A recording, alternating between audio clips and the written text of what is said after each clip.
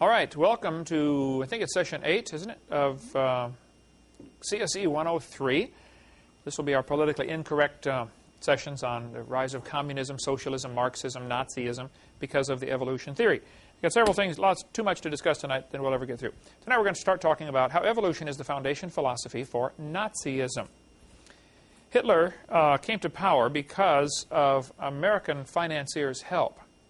They wanted a war, they wanted an enemy, and Bill Still, I didn't have Bill Still's other book here, The Money Masters, but he also wrote this one, On the Horns of the Beast, about the Federal Reserve. Bill Still wrote a book called The Money Masters, where he describes in great detail how Hitler was given the money to come to power through the American bankers to help him rise to power to create another war, because who wins every war? The bankers. Right. Loan money to both sides, you win every time. Mussolini, the Italian dictator, was strongly influenced by the evolution philosophy. He thought the Italians were the superior race. In 1936, Italy invaded Ethiopia. Wanted to take over Ethiopia, Africa. They slaughtered them. Here's the Ethiopians with their spears and their swords against the Italians with tanks and airplanes. It was just a merciless slaughter. After all, they're just black. You know, they got to be inferior. That's the thinking that was motivated by, that's the philosophy behind Mussolini's thinking. Hitler and Mussolini, of course, were allies for some of the war till Mussolini lost. Hitler thought the German race was superior, and they deserved to rule the world. Hitler said, by the way, Sir Arthur Keith is the same guy who wrote the book, he wrote the foreword to Darwin's book when it was republished. Darwin's 100-year anniversary book, the 1959 edition, which we have, Eric, they asked Arthur Keith to write the foreword to it because he was such a great famous evolutionist. Keith said, "The German Führer has consistently sought to make the practice of Germany conform to the theory of evolution." All you need to do is read Hitler's book, Mein Kampf, which I was reading right here, and you will see Hitler's racism all through this thing. It's really pretty incredible. His philosophy really permeates just about every page of the book, his racist philosophy, thinking the German race is superior. It's pretty scary to read this, realizing how many people followed Hitler. And then, of course, what was the church doing? How could they fall for such a thing? Marvin Lutzer, the president of Moody Bible Institute, has written a great book, Hitler's Cross. What was the church doing? Why didn't the church oppose Hitler? If the Christians just would have stood up against him, they could have done, could have stopped him. The church swallowed it too. He goes through how the church was deceived. We'll get into more later. In Hitler's book, Mein Kampf, here on page 286, depending which edition you have, some editions it's other pages, but on page 286, Hitler said, "No more than nature desires the mating of weaker with stronger individuals, even less does she desire the blending of a higher with a lower race. Since if she did, her whole work of higher breeding over perhaps hundreds of thousands of years might be ruined with one blow." Historical experience offers countless proofs of this. It shows with terrifying clarity that in every mingling of Aryan blood with that of lower peoples, the result was the end of a cultured people. Hitler somehow really honestly thought that the Aryan race was superior. They were the cultured people of the world, and the best thing that could happen to the world would be to kill everybody else. To let the Aryans succeed, okay, and take over. If you read this book, While 6 Million Died, this one, it absolutely will blow your mind of what were the people in the rest of the world doing. As I read this one, it just brought tears to my eyes over and over to realize how many people were duped by Hitler. In 1907, the United States had an immigration quota. Here's what this book says on page 133. "Scientifically hazy theories of biological superiority and inferiority of various European races now began to dominate the formulation for immigration policy. In this atmosphere, the United States government appointed a 9-man immigration commission in 1907. After 3 years of work by a staff of 300 at a cost of $1 million back in 1907, that's a lot more money than it is now, the commission published a 42-volume report. This massive work supported the notion that Southern and Eastern Europeans were racially inferior to Northern and Western Europeans. So if you come from Southern or Eastern Europe, they thought you were racially inferior. That was a $1 million study done by the United States government in 1907. So America was just as racist. In this book, on page 204, They tell the story how Hitler offered to send the Jews to anybody who would take them. He said, okay, you think we're being mean to the Jews here? You want them? Hitler said, I'll pay for them to come to your place. We'll send them on luxury ships. Roosevelt refused to allow them to come to America. The immigration quotas in America were such that, hey, we don't want any Jews. They let a few come in. But the problem was, you had to have $10,000 to come into America, because they didn't want you to be a burden on the American system. Hitler, though, said, you can leave Germany if you want, but you can only take $4 with you. Well, that's pretty rough to start off with $4 and end up with $10,000 by the time you go on a 2-week trip across the ocean. So they were just really stuck. They tell the story in here of the 900 and some Jews who were on a boat that came to Havana, Cuba, and begged to be released. They went into the harbor. Here they could see all their relatives. Please let them off the boat. This is before Cuba was communist, okay? Please let them off the boat. Cuban officials refused. So they sailed up to Miami. They said, would you please let us come? They're killing the Jews over there in Germany. Miami officials said, no, you can't get off here. They sailed up and down the coast of the United States begging for asylum and were refused at every port in America. What happened to the Jews, you're not going to understand World War II until you understand, while 6 million died, what were people thinking? Some people were thinking, well, they're inferior species. It goes right back to the evolution theory. When Jesse Owens won the Olympics, won, I think, 7 gold medals, or 9 gold medals, whatever it was, in 1936, Hitler walked out of the stadium. He said, it's unfair to make my men race against this animal. Jesse Owens said, I wasn't invited to shake hands with Hitler, but I wasn't invited to the White House to shake hands with the president either. He said, it's all right with me. I didn't go to Berlin to shake hands with him anyway. All I know is I'm here now and Hitler isn't. Jesse Owens, the black American athlete. Hitler's hit list, I discovered this when I was reading in Keene State, New Hampshire. They've got a section of the library up there at the Keene State University that is all books just about Hitler and the Holocaust. It's the most incredible thing I've ever seen, because I love to read about Hitler and the Holocaust, They got this huge section of the library, all books about Hitler. So I went in there, had 6 hours to spare before my next meeting. I had to speak somewhere at a church that evening. And I asked, they've got a librarian just in charge of that section. Or they did have it. I don't know if they still do. But I said, sir, why did Hitler kill the Jews? Why not somebody else? Well, he did kill a lot of people, but why did he hate the Jews so bad? For the next 6 hours, that guy brought me book after book after book. He said, oh, well, here, you can get it figured out from this and from this and from this. And we found Hitler's hit list. Why the Jews? Why not the Italians or the Spanish or the French? Or why Jews? Hitler thought the blonde-haired, blue-eyed the Norwegians, were close to pure Aryan. Make sure you take note of that. Blonde hair, blue-eyed, Norwegian. Vården står det till idag. Ja, sure, you betcha. Ofta. And he thought the Germans were blue-eyed or brown-eyed. That's less desirable. Blue eyes is the most desirable. Hey, they're mostly Aryan. It was a big deal in Germany to go around and check people's eyes to see what color they were. They had charts the doctors would use to see how much Aryan you were, what percentage Aryan. How many have seen that stuff before on TV, the kind of thing they did with checking the eyes, even checking, they call it phrenology, I believe, measuring the dimensions of the skull, different dimensions of the skull to find out how close to pure Aryan they were. He thought the Mediterraneans were slightly Aryan, the Slavic, half Aryan, half ape. Brother Pratsuk, you Slavic? Hitler thought you were half ape, half Aryan. He said the Orientals are slightly ape, the black Africans are mostly ape, and the Jews are close to pure ape. From the book Hitler Movement, page 107. The reason Hitler killed the Jews was because of his philosophy, his belief that they were an inferior species. And he thought, look, they're taking up valuable space that really belongs to the Germans. And as you read through his book, Mein Kampf, it's just scary to think that this guy thought this, okay? And then he hid behind the cloak of Christianity. He was a Catholic, and he wanted people to think, well, I'm doing this in the name of God to, purify the race. Because some renegade Catholic priest back in 1912, I believe, wrote a book claiming that, that years ago there were just two races, the apes and the Aryans. And they intermingled.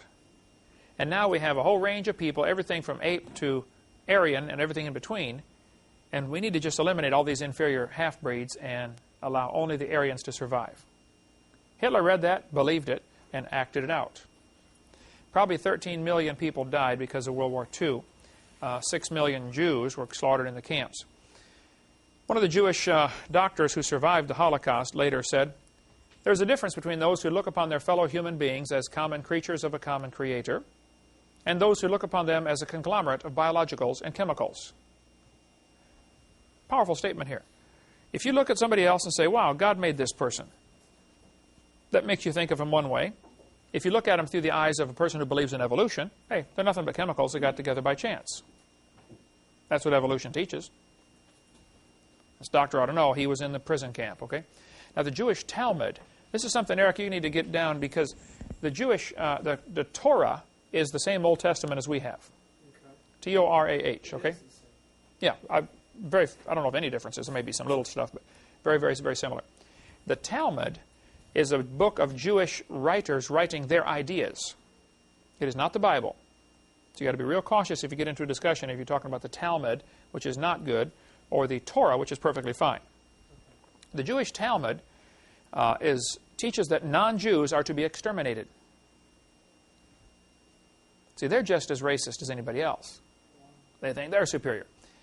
In the section of the Talmud called Yabamoth 98a, it says, all Gentile children are animals.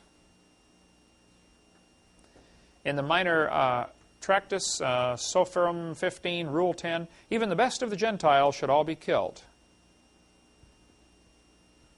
Nice guy, huh? Okay. You want to get the website Hoffman-info.com. He's got a ton of stuff on the Talmud. I met him when I was out in, speaking to Coeur d'Alene, Idaho, out in that region.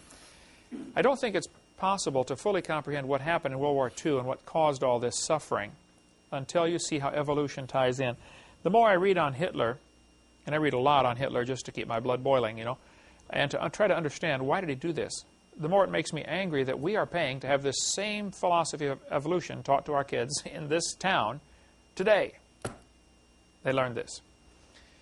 During World War II, I've had several people tell me this is true. I cannot document it. I'll just tell you what Milton Cooper said in his book, which I have in there, Behold a Pale Horse. He said, during World War II, a Polish salesman working for I.G. Farben Chemical Company. By the way, I.G. Farben Chemical Company was tied in with Rockefeller over here in America. The Rockefeller Standard Oil. Chemical company, remember, love of money, root of all evil. Okay.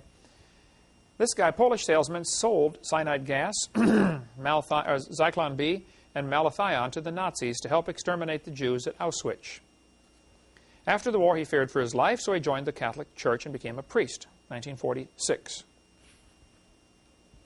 In 1958, he was ordained as Poland's youngest bishop. After 30 days, the reigning pope was assassinated, and he became Pope John Paul II, the current pope right now. Interesting story. I want to get more documentation on that. Milton Cooper does a tremendous amount of research, and I know of no reason to doubt what he said, but so far I've been unable to prove this story is true, but it might be something you might want to watch for if you've seen it. Yep. That's the former cyanide salesman. What better place to hide than right out in the open? As I study and read on what happened with Hitler and the Holocaust, I'm constantly tying it in with why he did what he did. You know, what he did was horrible, but why? What would motivate a guy to do that? And I go back to his thinking. What you believe determines how you behave. When I read books like Peace Child and Eternity in Their Hearts, and Jan, have you read those missionary stories? Those natives over there in Papua New Guinea, you know, they teach their kids, now, if you kill somebody in battle, be sure to cut off his head and eat the brains because you'll get his spirit. Well, of course, that's stupid, but if you tell that to a kid all his life when he's growing up, guess what he's going to do when he gets into battle? People do some pretty dumb things because of what they believe. If you believe the Jews are inferior, they're just animals, and you're the superior, you know, Aryan race, well then, it's really best to eliminate them. That's what happened here, Hitler and the Holocaust. So, as you read stories on what happened, you better tie it in with evolution. I've been to Germany 3 times, visited the Flossburg concentration camp. That's where they cut the stone out to make the big theater at Nuremberg. And I stood there at the theater and just wept and cried as I walked around this massive stone theater. Here I'm walking on these stones, and I had just been to the Flossburg concentration camp and seen the mine where the Jews Here they were, barely fed enough to stay alive. They have to work 12 hours a day carrying these huge granite slabs up and down these steps. And if you fall over, they shoot you and get another one. Because after all, they're bringing new ones in all the time. They worked them, literally, to death. That was the intention. Get as much work out of them as you could. Work them until they drop. Then bring in another one. Here's a pile of shoes from the victims of Hitler's Holocaust. These are the dead bodies. They just dumped them into massive graves. Again, you ought to do that. This is a rally at Nuremberg. You can see the pulpit there where the man is standing on the bottom of the center of the picture. I stood there and looked out over this huge parade ground, and this whole pulpit area is a long bleacher section, all made out of granite by these Jewish slaves who died in the process of carrying these, granite slabs. They sawed them out of the ground, out of the granite mountain, sawed them into slabs, polished them, transported them for Hitler to build this massive theater at Nuremberg. Hitler strove to do everything in huge, grand scale. As you stand there in that pulpit, you feel real tiny because this area is just massive, giant parade grounds. Hitler wanted to make the individual feel small and expendable, and the cause seem great. That same thing is going on today in our public schools with the environmental movement. You're just one little person, but look, we got to save Mother Earth. The environment is so huge, and you're just so tiny. You're expendable. The cause is great. Same kind of mentality. You got to watch for that. Hitler knew you have to indoctrinate the youth. He closed down Christian schools and began indoctrinating his youth with the Aryan supremacy idea. Hitler kept referring to the Jews as a parasite in the body of nations. And what do you do with a parasite? You try to get rid of it. And he said, the Jews are parasites in his book, Mein Kampf, right here. You can read it for yourself. He said, the Jews are just a parasite. It's interesting, the abortionists today refer to the unborn child as a parasite in the woman's body.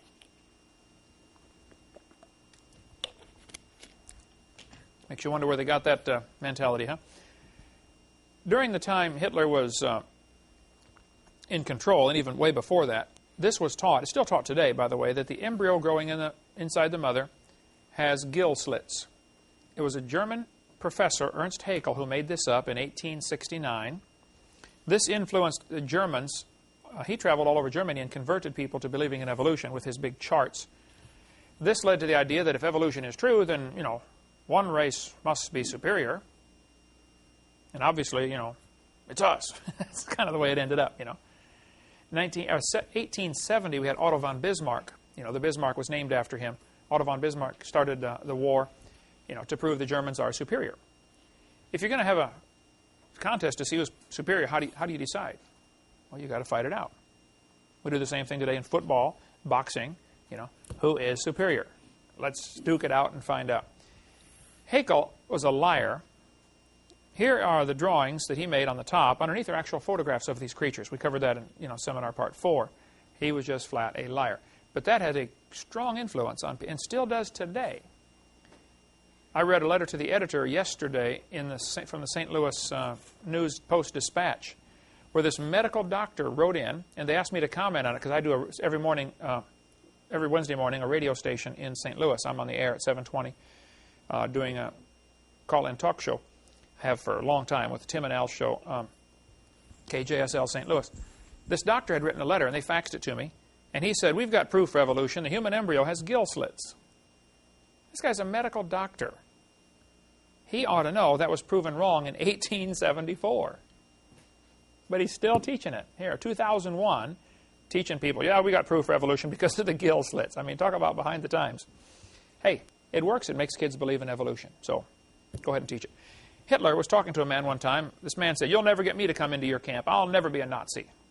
Hitler responded, this new state will give its youth to no one, but will instead take youth and give to youth its own education and its own upbringing. Your child belongs to us already.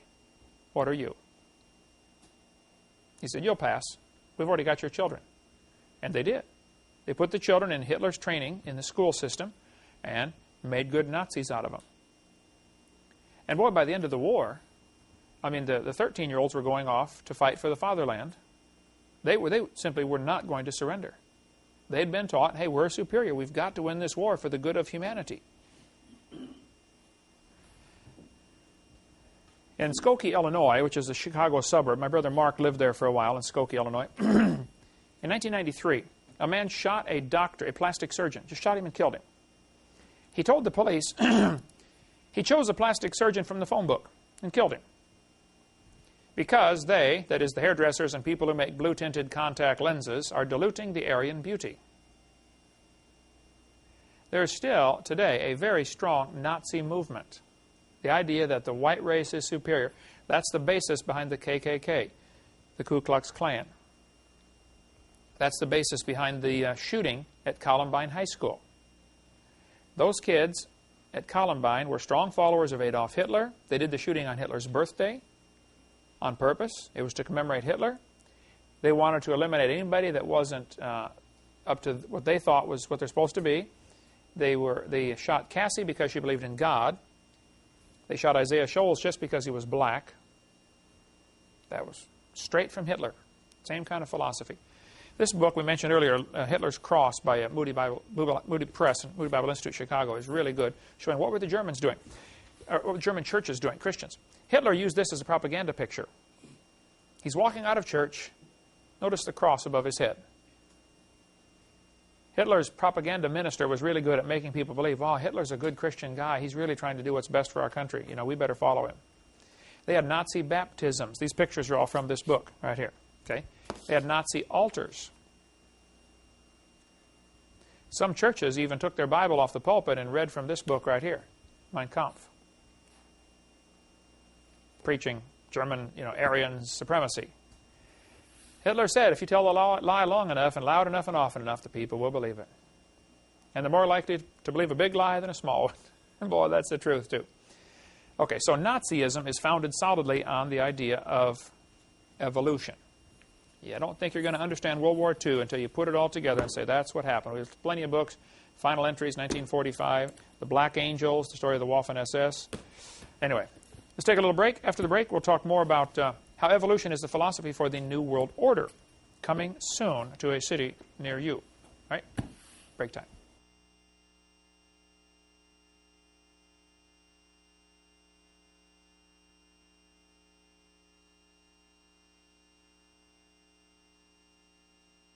I'm going to talk now about how evolution, the idea that man is God, basically, which is what evolution boils down to. Satan said to Eve in the Garden of Eden, ye shall be as gods. This seems to be the primary philosophy and thinking that he is using to bring about what's going to be a one-world government, commonly called a New World Order. Satan, for all of his time that he's been in existence, apparently, except for the first maybe 100 years, Satan wants to be the ruler of the world. He wants to control this place. He wants it all to himself. He wants us gone because we're made in the image of God. He doesn't like us. We're not welcome here. The United Nations seems to be the primary key factor and key player now in the drive toward a one-world government. Some of the goals of the United Nations, this was at the meeting held in September of 2000. They said, here's the goals, okay? We're going to establish a standing UN military force that can intervene in the internal events of any country. Steve, in the military, do they have the military and Marines use United Nations patches or UN? I believe so. I believe we do. You'll see that coming soon. That's why they're Velcroed on. Take off your patch, put a UN patch on. I know there was that big stinker a couple of years ago about that. Michael knew. Yeah. He refused to wear the UN patch. He said, I'm a United States soldier, not a United Nations soldier. And one of the things that happened with the Gulf War is we kind of got used to the idea of the United Nations conducting wars. Same thing with the Korean War. Same thing with Vietnam War. This is supposed to be a United Nations doing this. And it's just psychological conditioning of the people to accept the idea of the United Nations having an army. They want to eliminate the veto power held by the U.S. in the Security Council. This is their goals as of the year 2000. They want to give the United Nations jurisdiction over the Earth Commons. That means the United Nations, this is the goal that they want, the United Nations will have the authority to decide who gets to control the oceans, the minerals, the Earth's crust, the atmosphere, the airwaves, and etc. Everything. They will think they own and control and decide on the Earth what's going to happen. They've already divided the earth up into sections. We are in section 64. They know that American troops will not be likely to fire on American citizens. So they've already got the world divided up into sections where different troops will control different sections. Like American troops will be over in Bosnia, while Russian troops are over here. Just in case there's any, problem, you send in the Russian troops. So it's a good thing we got a bunch of people on our staff that speak Russian, because they'll be in charge of basically all of the southern United States, except for California area. The Belgians will have the north central United States. The troops from Venezuela will have the New England states. It's already divided up where, who will not be loyal to those people, but will be loyal to the United Nations. This is the way it's going to work. They've been making plans for their new world order for many years. Satan has been making these plans. The Lord is in heaven laughing about it. We as Christians do not need to get nervous about this. We need to get busy. God is laughing. When you read Psalms chapter 2, the Lord said, "Why do the heathen rage and the people imagine a vain thing? The kings of the earth set themselves, the rulers take counsel together." Let's put UN in there. "Against the Lord and against his anointed, saying, Let us break their bands asunder and cast away their cords from us. He that sitteth in the heavens shall laugh. The Lord shall have them in derision." God is laughing at these plans for a new world order. Now, it's a little tougher to laugh on our perspective, because we're going to have to go through some of these problems, but God is not nervous. And if we're His children, we should not be nervous either. At the UN Secretary General meeting agenda for September 6, the year 2000, they said we want to give the UN the power to tax. Coming soon now, you watch this. It will be able to tax fishing on the oceans, particles being emitted into the atmosphere, extraction of minerals from the earth. You want to take some coal out of the ground? Sure, you just pay the United Nations a tax, because after all, it belongs to them. That's their thinking. Its power to tax the global commons will quickly make the UN more powerful than any country, including the U.S. This is all part of the plan. They want to grant the UN authority to regulate international commerce, and they want to control food. Right now, last I heard, was like 95 to 97% of all food distribution in the world is controlled by ADM, Archer Daniel Midland Corporation, which is, I think, if I have all this straight, it's been a while since I put these details together, Prince Philip of England is one of the key players in here. See, the English rulers in England, Queen Elizabeth, Prince Philip, they think they are of the Illuminati bloodlines. There's some good books if you want to get into more on that topic. The Illuminati, the top 13 Illuminati bloodlines, they really think they're the superior ones. And these are the ones that over the centuries have been kings and queens, and the rulers take counsel against the Lord. They really think they are superior for some reason, and they're going to find out Judgment Day that they're not. But meanwhile, they're pretty hard on everybody else down here, because they think, if you want to get more on that topic, read that book. But they think they're superior. Peter Singer, father of the animal rights movement, said, "Christianity is our foe.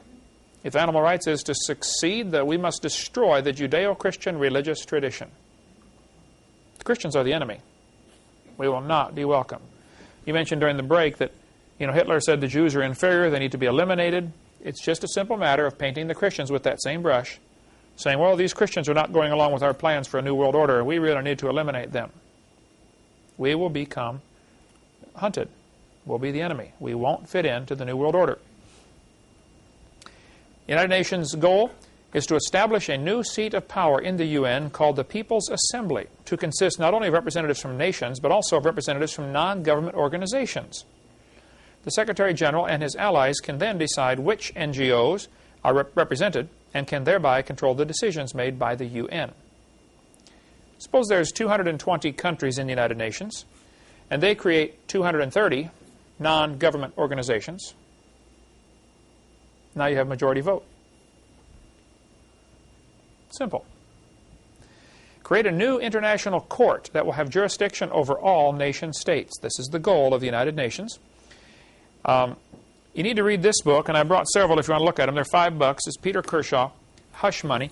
This is basically 2 chapters of his bigger book, which is much better if you want the whole story. in Caesar's grip. Now, we carry both of these in our bookstore at less than the recommended price because we want people to get, I think this is $5 and this one's $15. If you want to understand how the churches and people have been tricked into going along with the New World Order, these would be great books to get to comprehend what's happening. Oh, man, what a long story. Churches, 100 years ago or so, there weren't any, very, very few, incorporated churches. You want to start a church, you start a church. You don't ask anybody's permission. You just start one, okay? When I started this ministry, Creation Science Evangelism, we didn't ask anybody's permission. God wants us to do it. Okay, God, you own the world. You told me to do it. How much higher do I need to go for authority? I don't need to get the government's authority for do something God told me to do. Now, in typical Caesar fashion, the government doesn't like that idea. They want everybody to get their permission.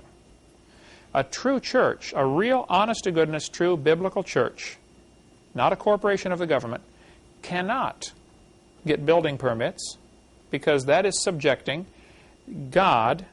The churches say, well, Jesus Christ is the head of the church. Oh, yeah? You're just saying that, okay? You don't really believe that. Our founding fathers would have turned over in their grave if they'd have thought that the government was going to tell the church, you got to get our permission to build a building. They'd have started another revolution over that.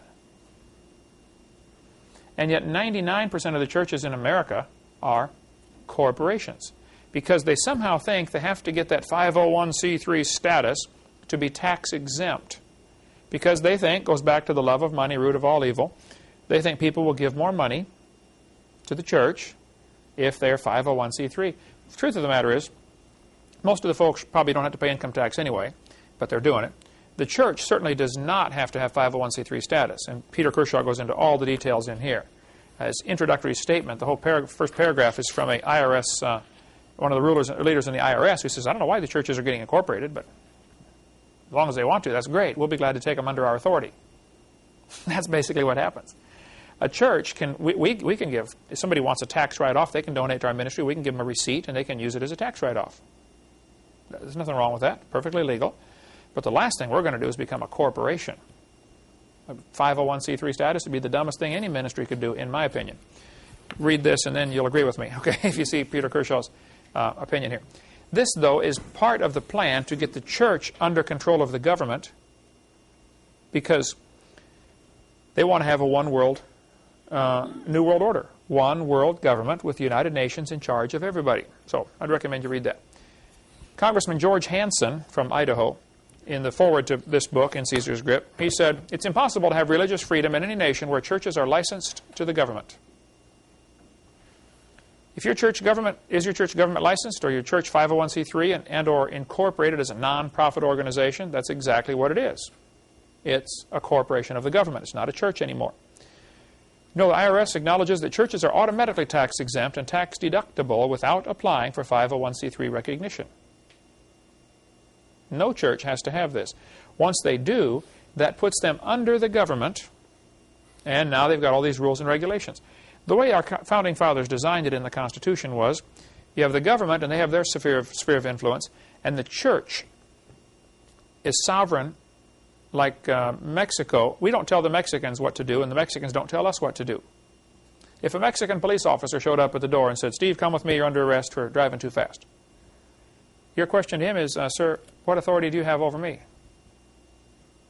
He doesn't have jurisdiction. Okay? It's a big deal in the military. You know, where's your jurisdiction end? The government has no jurisdiction over a church. None. Now, they do have jurisdiction over corporations. So if a church decides to become a corporation, well, now the government can tell them what to do. And the government can tell them, you have to hire so many gays on your staff, you have to hire so many whatever. They can tell them that. And many churches are ranting and raving and complaining, saying the government has no business doing this, you know. D. James Kennedy, Coral Ridge Presbyterian, great, godly man, but he doesn't understand this concept. Because he's out there saying, you know, the IRS is ruining churches. They're telling us you can't talk on these certain topics or you lose your 501c3 status. And the IRS has done that. If a church gets involved in politics, the IRS will say, look, if you talk on that topic, if you get up in the pulpit and tell your people who to vote for, we're going to jerk your 501c3 status. Well, so You don't need that 501c3 status anyway. But the pastor thinks he does to keep the offerings coming in. Love of money, root of all evil. And so this is hush money to keep the preachers quiet. That's what the purpose, that's why the title of the book and the guy with the tape over his mouth. Hush money. Keep the pastors quiet by controlling the money. And you ought to read both of those. Okay. Senator from Nebraska was involved in going after a preacher who had a Christian school without a license. Now, Everett Sullivan, who started this Christian school without Nebraska license, okay, and the state came after him. He said, we're a church and we don't have, you don't have any authority over us. The problem was his church was incorporated. Now, it took Sullivan some time in jail and finally a judge filled him in on what's happening. The judges, many of the judges fully understand this, okay? The average person does not. Sullivan, they said, Sullivan, you can't have a Christian school without a license. He said, I'm doing it because God told me to do it. Bless God, I'm standing my ground. And boy, the preachers all over America went to Nebraska and stood there in front of the church, and locked arms, and the police came in and dragged him off and padlocked the doors. They took Sullivan out of the pulpit while he was preaching. Handcuffed him, led him out the door to jail. And everybody thought, wow, this is the end of the freedom of the church in America. No, it was the end of the freedom for your church when you became a corporation. It was your mistake. Lester Roloff, remember Lester Roloff in Texas, Roloff Homes? He spoke at our church in Texas the last Sunday before he was killed. 2 days later, his airplane crashed. Lester Roloff had a great ministry at Corpus Christi, Texas. Okay, Roloff Evangelistic Enterprises Incorporated. Well, he ran these homes for kids that were in trouble. Parents would send them down there, please, fix my kid. They're a rebel or whatever. And they did a great job of redeeming lives, through scripture and hard work and stuff like that, and diet. Doing a great job. The state came in and said, we want to regulate your home. We want to tell you, what you can do and what you can't do. Roloff said, you're not telling us what to do. We're a ministry of God. So they came in after him and were shutting him down. And so Roloff reorganized and put his homes under a church, the People's Baptist Church of Corpus Christi, Incorporated. Stepped right back into the same trap and probably died never understanding what he did wrong. They're not going to tell you. You want to be incorporated? Sure, come on into our side. We'll be glad to have you. We'll be glad to have the revenue. So when I die, and Eric, if you take over this ministry, do not incorporate this thing, okay? You got it straight? Okay.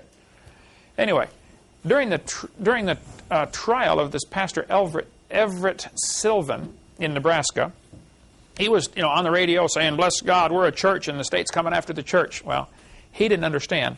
He wasn't a church. He thought he was, but he wasn't. He was a corporation. And the senator from Nebraska, who before that was the Nebraska Board of Education member, and then later became senator, I believe, or maybe he was senator first. Anyway, his name is Peter Hoagland. He's on the radio debating with Everett Sullivan. And on the radio, Hoagland said, fundamentalist parents have no right to indoctrinate their children in their beliefs. We are preparing their children for the year 2000 and life in a global one-world society, and those children will not fit in. He knew, as a senator, there are plans for a one-world government. Just like Hitler prepared the kids for their one-world government, their Third Reich, the 1,000-year reign of the Aryan race. Hitler worked on preparing the children. There are people who want to prepare our children for a new world order. All over the United States, UN military equipment is already being spread out. The plans are being laid and implemented to have a one-world government. You have portable detention camps. Pull up a truck, take off the camp, you have a prison anywhere. Have a riot in Pensacola, too many people not taking the mark of the beast, well, here, put them in prison. I can talk for hours on this. Gary Fry, a friend of mine in North Carolina, is quite an expert on the New World Order. I pretty much speak on creation, evolution, but since evolution ties into communism, socialism, Marxism, that's why we hit it in this part of our series. But Gary Fry, his website, youthofamerica.com/Gary Fry, and his phone number is right there. He has great information if you want more on the New World Order, the camps that are being set up, what's happening with the bombing of TWA 800 and who blew up Oklahoma City. He's got tons of material on that. Very good stuff. Get a hold of Gary if you want more on that. Okay. Let's see.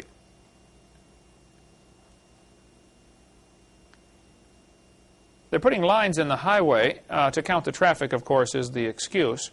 I talked to the guy from Crestview, Florida, who's doing the ones all over the state of Florida. He was contracted to cut the grooves and put these lines in there. They put 3 number 14 wires in each slot, and he said, yeah, we can tell how fast the cars are going. We can tell basically what type of car it is by the length of the wheelbase. You know, the magnet picks up the first one and picks up the second one and calculates based on the speed and based on the time it took to go over the magnet. It's, you know, such and such. It's a bus or a truck or a car or whatever. He did not know, but I've been told by reliable sources that 3 number 14 wires is sufficient to handle the charge, the voltage, to have electromagnetic burst, EMF, electromagnetic. No, there's another name for it. What is it? EMP. Pulse. Okay. Atomic bombs do this. If an atomic bomb goes off overhead, it produces electromagnetic pulse that will basically destroy computers within a certain effective radius. Just blow their brains out, okay? Almost all cars built after 1982 are electronic ignition, and a good EMP will shut them down. There's been research, and I've heard it's in effect now, it's available now, where you can simply have these, like a radar gun, but you aim it at a car, and it will shut off electronic ignition. For catching speeding thieves will be the, speeders will be the excuse. But all they got to do is apply that same technology to those who are running from the New World Order. Shut down traffic, snarl traffic. Over to the side, we've got them all over Pensacola, these, lines in the highway. Over to the side, you'll see on Interstate 10, there are several of them. And they're positioned in such a way that basically you don't think you could get around them. You got to go over it. And my understanding is they're capable of shutting off electronic ignition cars. Now, one solution to this is take out your electronic ignition distributor and put in the old-fashioned distributor with points and plugs. And it's simple wiring. And now you have you don't get as good a gas mileage, maybe not quite the horsepower, but it'll keep running because it's not affected by the EMP. All over the United States, you see cameras going up. How many have seen those before? We've got them all over Pensacola here. Makes you wonder who's watching and why. What's going on? Of course, first you create a crisis, and then you bring in your solution. So they create a traffic problem. Well, we've got to watch the traffic flow here, Now the police can respond more quickly if there's a traffic accident. We can see it. Well, it's true. They're probably using it for that. I don't question that. But what other ulterior motive is there behind all this? It always makes you wonder when the government gets involved.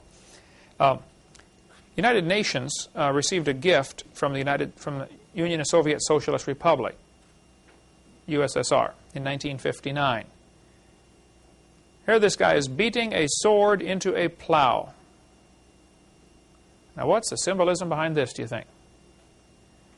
Remember the Bible says when Jesus reigns, they're going to beat their swords into plowshares.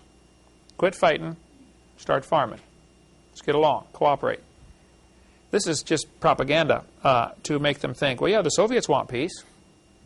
Sure, they want a piece of North Korea, they want a piece of South Korea, they want a piece of North Vietnam, they want all the pieces is what they want. And their definition of peace is very simple. Absence of resistance. As long as nobody's fighting back, we'll have peace.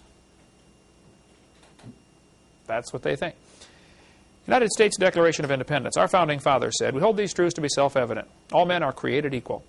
They're endowed by their Creator with certain unalienable rights, or inalienable rights. Where do rights come from? They come from God. So why do we ask the government for permission to do things? If God tells us to have a church, why would we ask the government for permission to have a church? Like Peter Kershaw covers in his book, In Caesar's Grip. Any church that gets 501c3 incorporated does not understand what they have done. And we got a lot of these professional, Christian church tax counselors that are out there telling, oh, you have to be 501c3. Well, just read this book first, and then you make your own intelligent, informed decision. It goes back to the 2 basic philosophies of government. There's 2 basic philosophies of the whole world. There is a God, or there isn't. Boils down to that.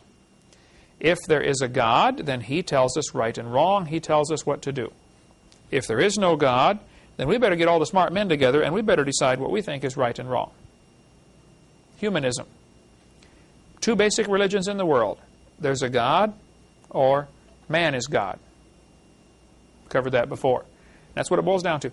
Now, if evolution is true, and there is no supreme being, then laws come from man's opinion. People get together and vote on right and wrong. Rights are granted by the government. The government says you have the right to get married. You have the right to be born. In China, you can only have one child. You get pregnant again, they're going to force you to have an abortion. It's been going on for a long time in China. One child per family. Well, when you got married, Eric, we didn't get a marriage license. Got a marriage covenant. A legal marriage is you and your wife or husband sign the document and two witnesses. If it's in a family Bible, if it's a religious document, that's all that's necessary. Now, several times you've had hassles because of that. Because the banks are tied into this. Everybody's tied in together with this plan toward a one world government.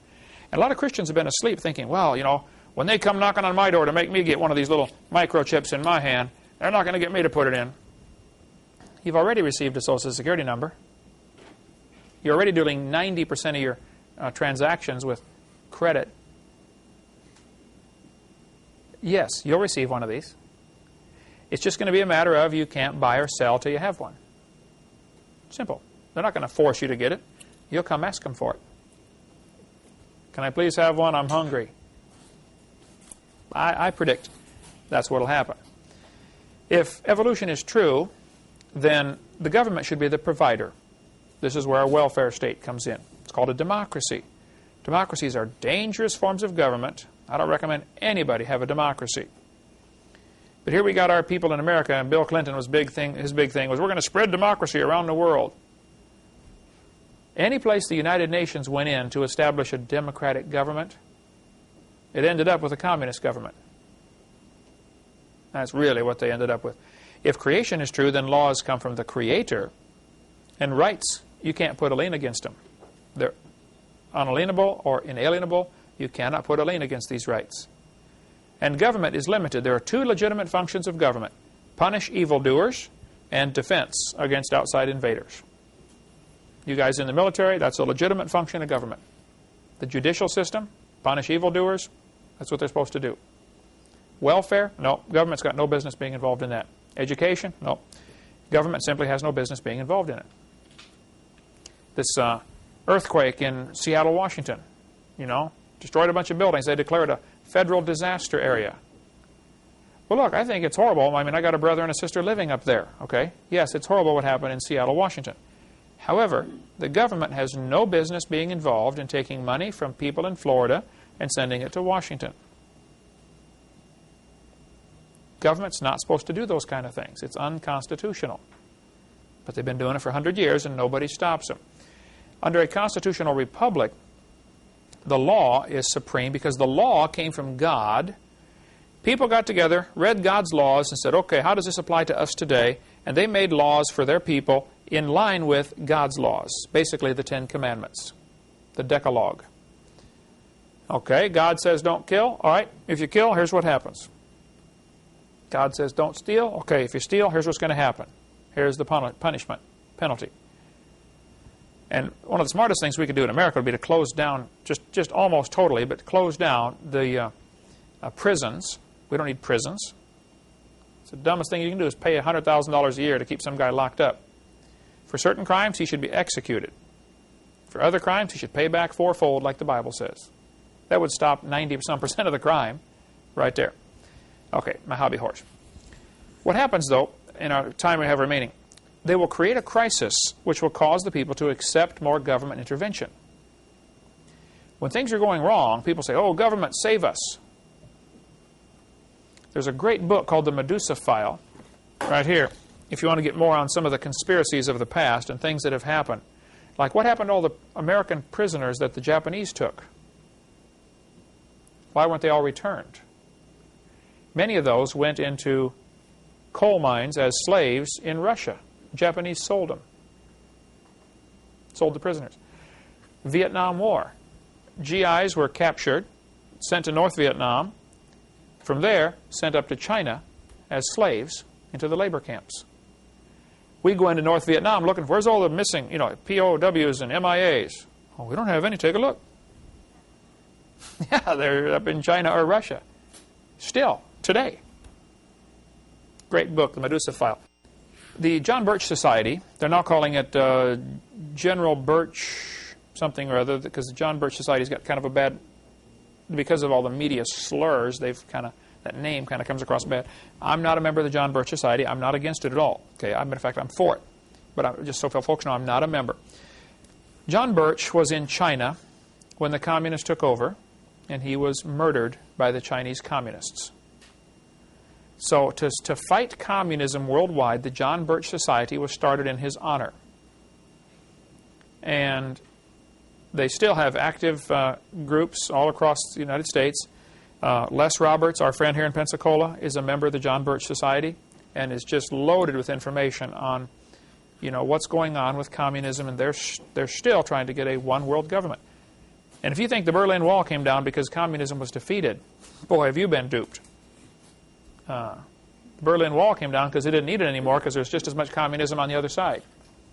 Don't need that wall anymore. Get at the website cuttingedge.org for lots more information on this topic. There's a book called The Protocols of Zion. Now, there's a lot of controversy about this, and Eric, just because I mentioned this, you're going to probably take some flack because the Jews will get real upset about this. Apparently what happened, this is the Hovind theory, okay? Some of the rich guys in the world who want to control the world created a plan of how to gain control of the world.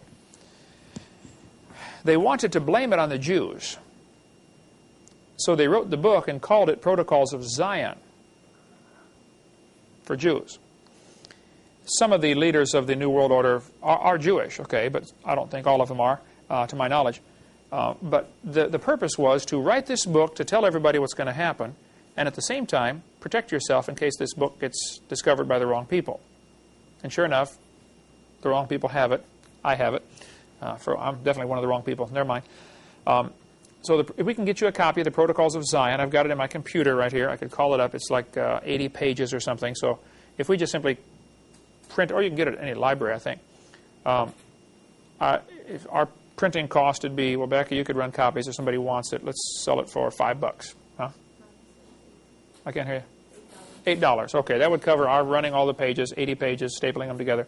$8 if you want one of those. Or if you can get it at your library if you want. But here's a quote from the Protocols of Zion.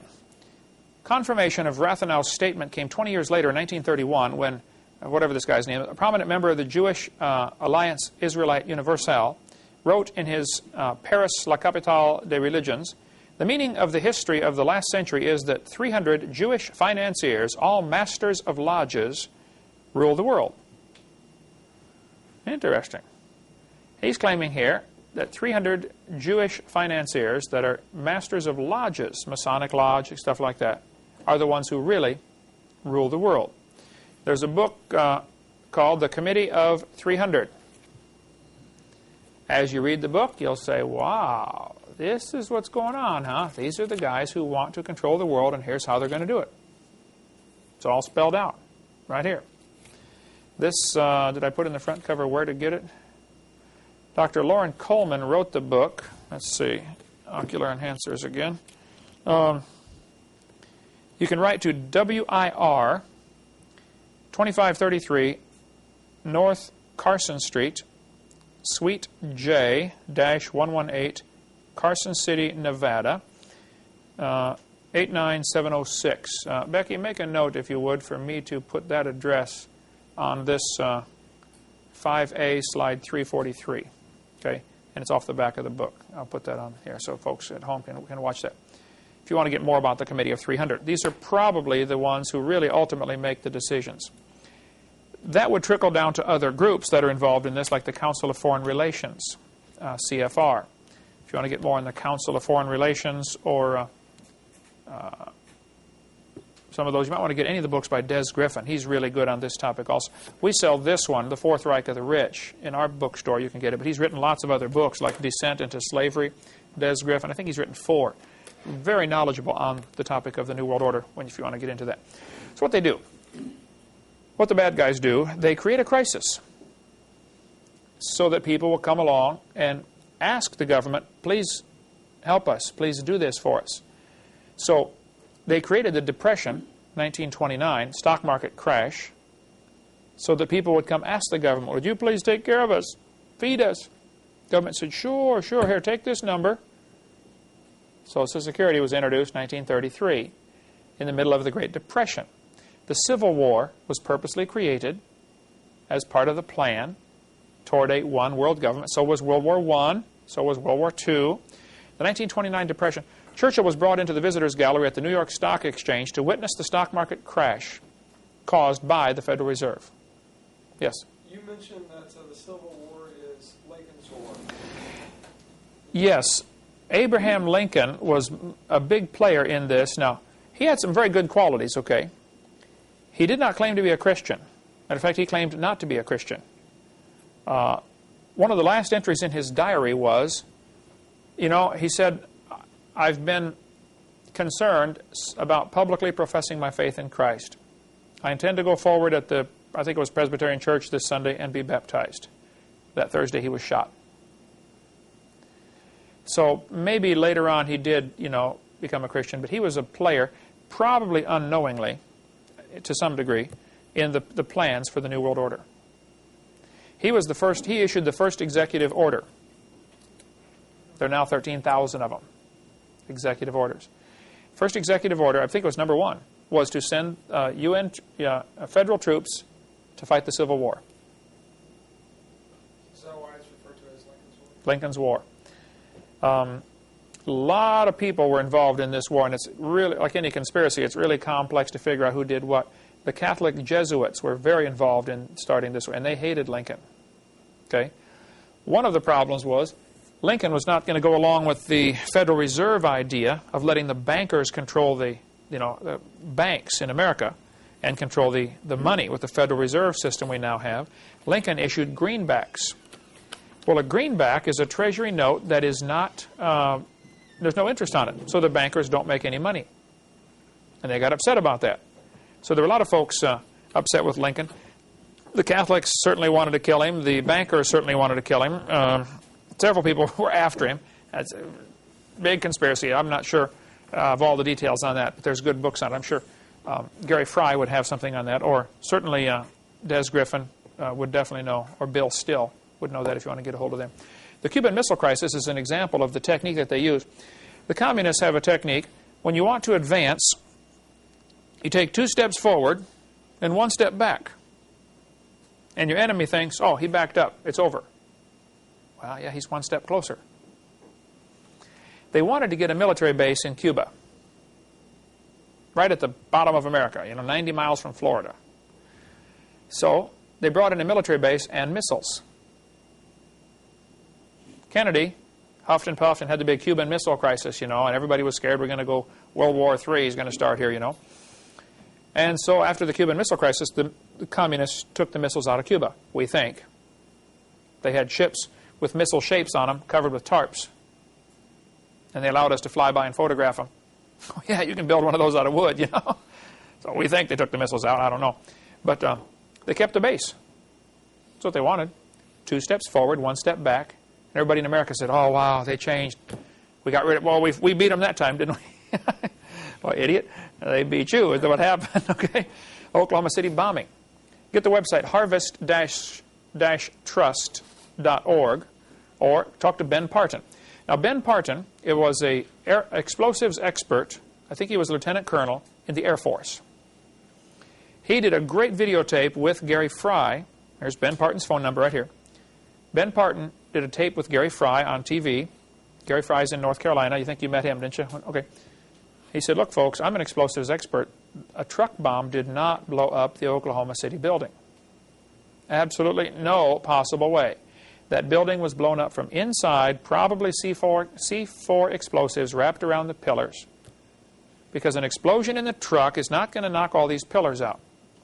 But there is still today news media spin going on trying to convince the people that that bomb, the truck bomb, did it.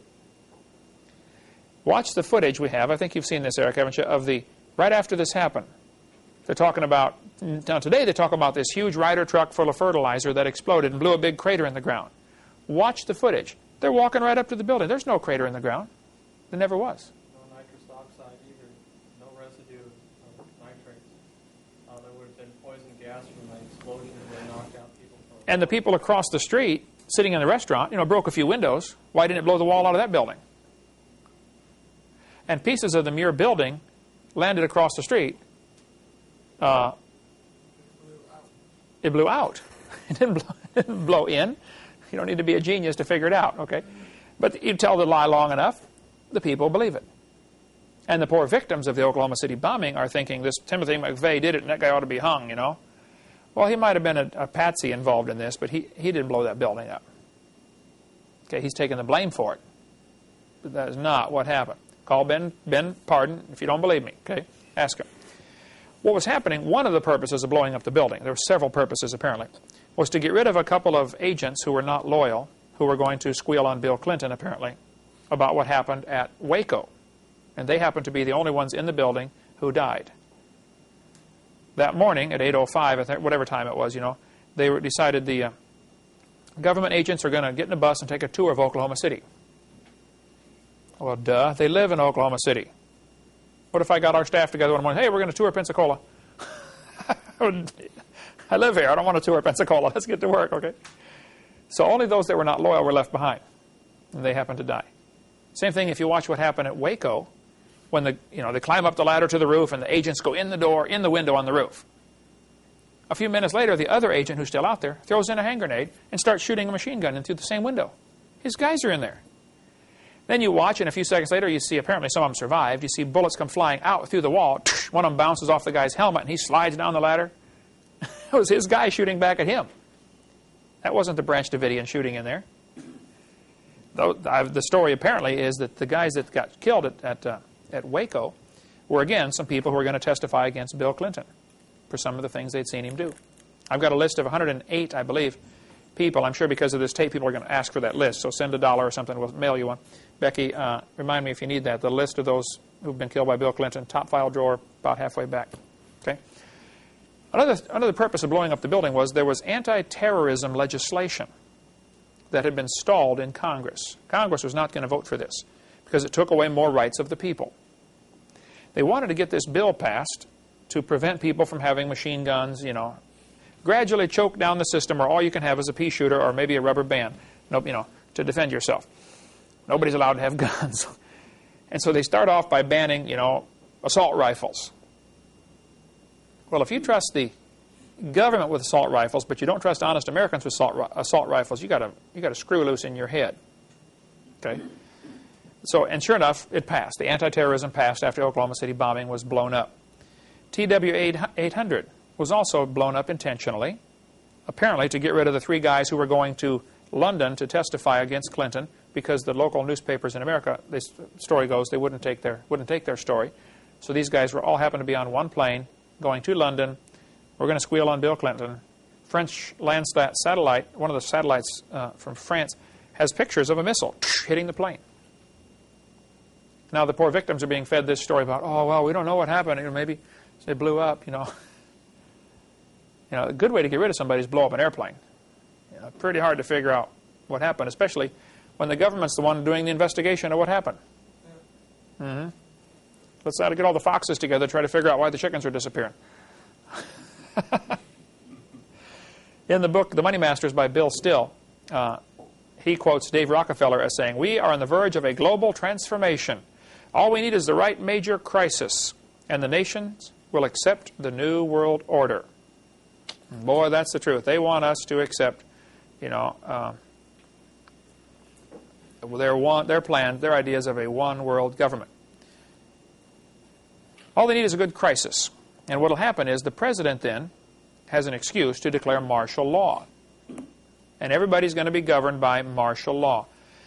Lincoln issued the first one ordering troops into the war Now there have been 13,000 executive orders. This bypasses Congress. If there's an emergency, you don't have time for everybody to vote on, should we allow money, Hey, there's a war going on. So they will declare war on anything. War on drugs. War on poverty. You got to watch this rhetoric because they're saying these words. I'm a president will say, we're going to declare a war on drugs.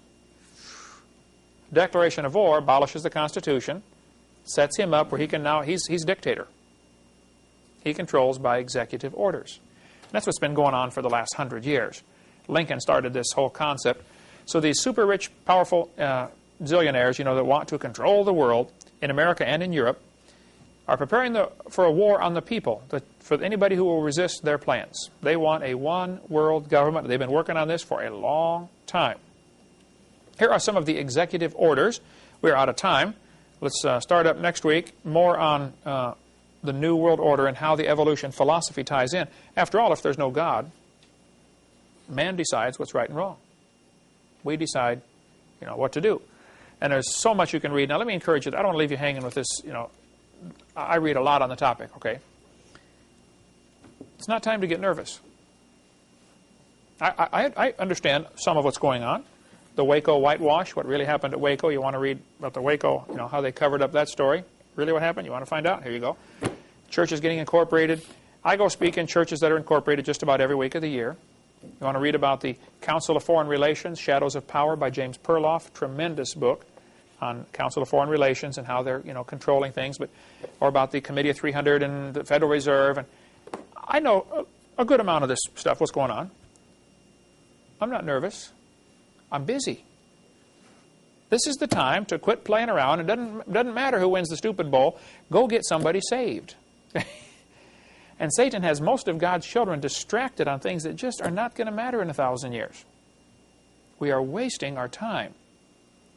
That's why we work 100 hours a week around here in developing this ministry. We want to get people saved and get Christians fired up to go get other people saved. That's all that's going to matter. Satan is going to win in the short run. But God is laughing because he sees the bigger picture. Read the last chapter of Revelation. We win. Nothing to worry about. Okay? See you next week.